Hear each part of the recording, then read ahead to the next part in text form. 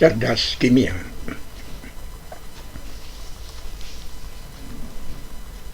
Bimbingan dan konsultasi belajar.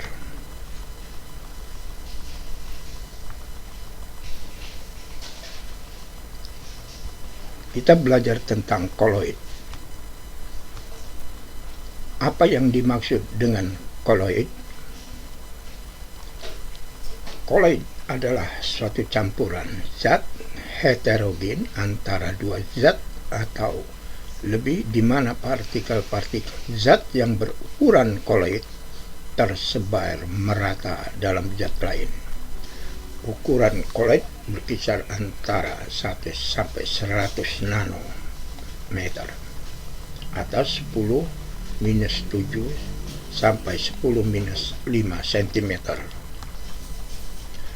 Contoh, mayones dan cat. Mayones adalah campuran homogen di air dan minyak, dalam air dan minyak, dan cat adalah campuran homogen zat padat dan zat cair. Sistem koloid adalah sistem bentuk campuran yang keadaannya terletak antara larutan dan suspensi, yaitu campuran kasar. Sistem koloid mempunyai sifat-sifat khas, berbeda bersifat larutan atau suspensi. Koloid adalah suatu sistem campuran metastabil, seolah-olah stabil tetapi akan memisah setelah waktu tertentu. Larutan koloid secara umum ada dua zat sebagai berikut. Zat terdispersi, yakni zat terlarut di dalam larutan koloid.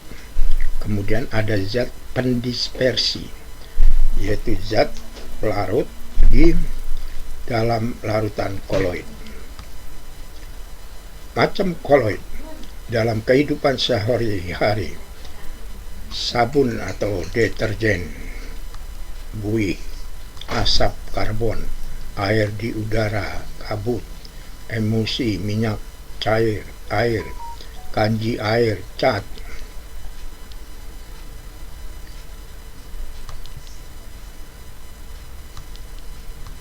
Selanjutnya, macam-macam sistem dispersi. Ini sistem dispersi di mana fase terdispersi misalnya gas, fase pendispersinya cair, nama koloidnya buih. Contohnya busa sabun, deterjen, sampo, lerek, ombak, krim, kocok. Misalnya yang kedua, terdispersinya gas, fase pendispersinya padat, nama koloidnya busa padat, batu apung, karet, busa, dan seterusnya. Inilah macam-macam sistem dispersi. Sifat koloid. 1. Memberikan efek tindal. Apa yang dimaksud dengan efek tindal? Efek tindal adalah penghaburan cahaya oleh larutan koloid, peristiwa di mana jalannya sinar dalam koloid dapat terlihat karena partikel koloid dapat menghamburkan sinar ke segala jurusan. Contoh, sinar matahari yang dihamburkan partikel koloid di angkasa hingga langit berwarna biru pada siang hari dan jingga pada sore hari. Debu dalam ruangan akan terlihat jika ada sinar masuk melalui celah. Ruang gelap pada sinar masuk, ini yang disebut efek tindal. Sinar masuk, maka dipantulkan cahaya oleh partikel-partikel. Ini yang disebut efek tindal. Gerak Brown. Apa yang dimaksud dengan gerak Brown? Gerak Brown adalah gerak partikel koloid dalam medium pendispersi secara terus-menerus karena adanya tumbukan antara partikel zat terdispersi dan pendispersi. Karena gerak aktif yang terus-menerus, partikel koloid tidak memisah jika didiamkan.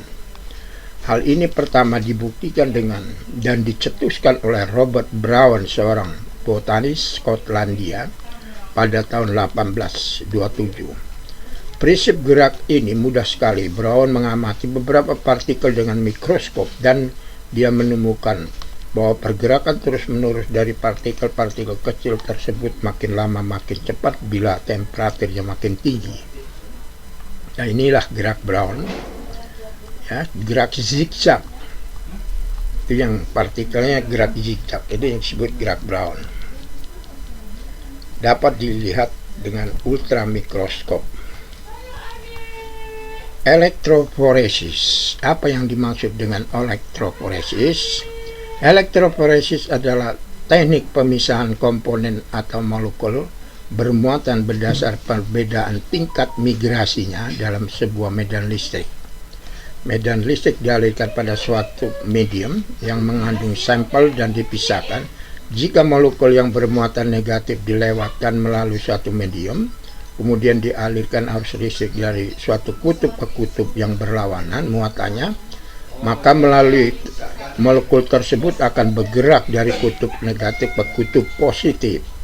Jenis elektroforesis, yaitu elektroforesis kertas, adalah jenis elektroforesis terdiri dari kertas sebagai fase diam dan partikel bermuatan yang terlarut sebagai fase gerak, terutama ion-ion kompleks. Pemisahan ini terjadi akibat adanya gradasi konsentrasi sepanjang sistem pemisahan. Ya, inilah gambarnya.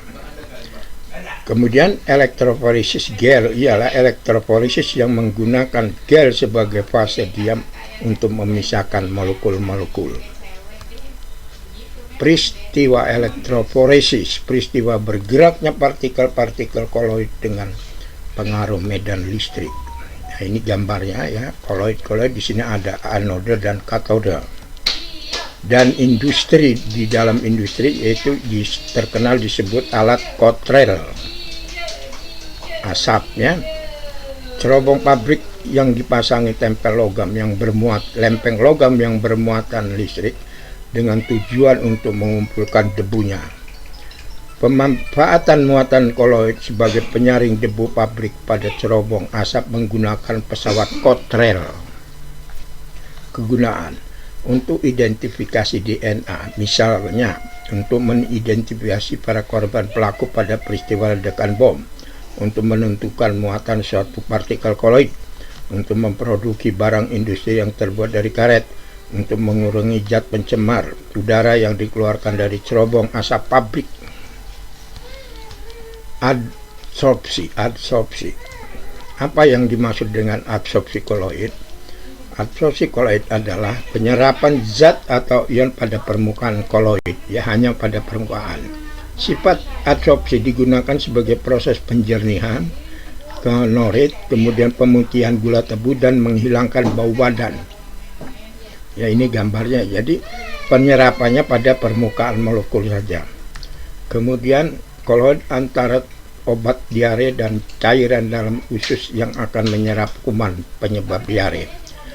Koloid FeOH 3 kali mengadsorpsi ion H positif sehingga menjadi bermuatan positif. Adanya muatan senama, maka koloid FeOH 3 akan tolak-menolak sesamanya sehingga partikel koloid tidak akan saling menggerombol. Ya, ini gambarnya ya. Kemudian koloid AS2S3 akan mengabsorpsi ion OH- dalam larutan sehingga akan bermuatan negatif dan tolak-menolak dengan sesamanya, maka koloid AS2S3 tidak akan menggerombol. Ya, ini gambarnya. Kemudian koagulasi. Koagulasi, yang dimaksud dengan koagulasi adalah yaitu proses penggumpalan dan pengendapan. Jika partikel koloid tersebut bersifat netral, maka akan terjadi penggumpalan dan pengendapan karena pengaruh gravitasi. Ya, ini contohnya FeOH 3 kali dengan OH, kemudian AS2O3 ya, di sini menyerap OH-, sedangkan FeOH 3 kali ini menyerap H positif pada permukaan. Ya, kemudian bergabung terjadi netral sehingga menggumpal dan mengendap. ya, karena ini positif, ini negatif, jadi netral, bergabung dan menggumpal. Partikel-partikel suatu koloid dapat mengalami penggumpalan membentuk zat semi padat. Partikel-partikel koloid tersebut stabil karena memiliki muatan listrik sejenis. Apabila muatan listrik itu hilang, maka partikel koloid tersebut akan bergabung membentuk gumpalan. Koagulasi koloid merupakan proses penggabungan partikel-partikel koloid secara bersama membentuk zat dengan massa yang lebih besar. Contoh, pembentukan delta di muara sungai terjadi karena koloid tanah liat dalam air sungai mengalami koagulasi ketika bercampur dengan elektrolit dalam air laut. Kotoran pada air digumpalkan oleh tawas sehingga air menjadi jernih. Faktor-faktor yang menyebabkan koagulasi yaitu perubahan suhu, pengadukan, penambahan ion muatan besar, pencampuran koloid positif dan negatif. Koloid akan mengalami koagulasi dengan cara satu, mekanik. Cara mekanik dilakukan dengan pemanasan dan pendinginan atau pengadukan. Kedua, secara kimia dengan penambahan elektrolit, asam basa atau garam. Ya, contoh susu plus sirup masam menggumpal, lumpur tawas menggumpal.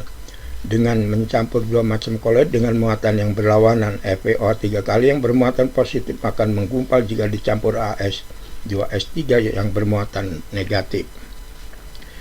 Koloid pelindung. Apa yang dimaksud dengan koloid pelindung? Koloid pelindung ialah koloid yang mempunyai sifat dapat melindungi koloid lain dari proses koagulasi. Yang berfungsi sebagai koloid pelindung ialah koloid liofil. Koloid pelindung sering digunakan sistem emulsi. Koloid pelindung yang berfungsi menstabilkan koloid berupa emulsi dinamakan emulgator. Contoh koloid pelindung adalah pada pembuatan es krim digunakan gelatin untuk mencegah pembentukan kristal besar. Nah, ini gambar es krim. Kemudian sabun dan deterjen termasuk koloid pelindung. Ya, ini. Kemudian cat dan tinta dapat bertahan karena menggunakan suatu koloid pelindung. Nah, demikianlah pertemuan kita tentang koloid, ya. Dan tentunya ini untuk SMA.